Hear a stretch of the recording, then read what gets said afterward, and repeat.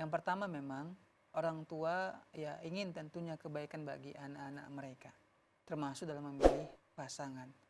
Nah, kalau seandainya orang tua tidak senang atau tidak setuju dengan pilihan si anak, maka coba komunikasikan, sebutkan alasannya kenapa. Sehingga si anak itu terbuka menerima pendapat kita. Tapi kalau seandainya alasan kita pun tidak kuat, ya karena tidak cantik ataupun apa, padahal si anak suka dengan kecantikannya. Berbeda kalau seandainya kita menolak calon pilihan dia tersebut karena akhlaknya, ataupun karena agamanya, dia tidak sholat, tidak menutup aurat, maka orang tua harus mencegah si anak. Kenapa?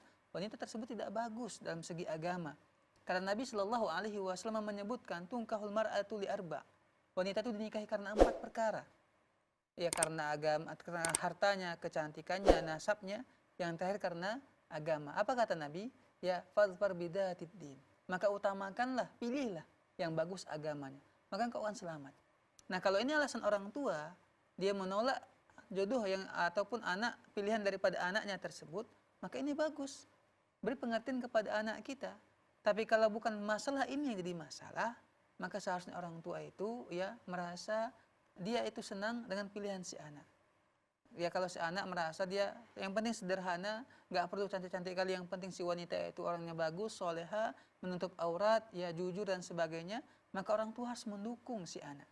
Tapi kalau tidak seperti itu, beri pengertian kepada si anak, carilah wanita yang soleha, karena Nabi memerintahkan kepada laki-laki untuk menikah dengan wanita yang bagus agamanya, wanita yang soleha. Itu kata ya Nabi Shallallahu Alaihi Wasallam. Wallahu taala alam.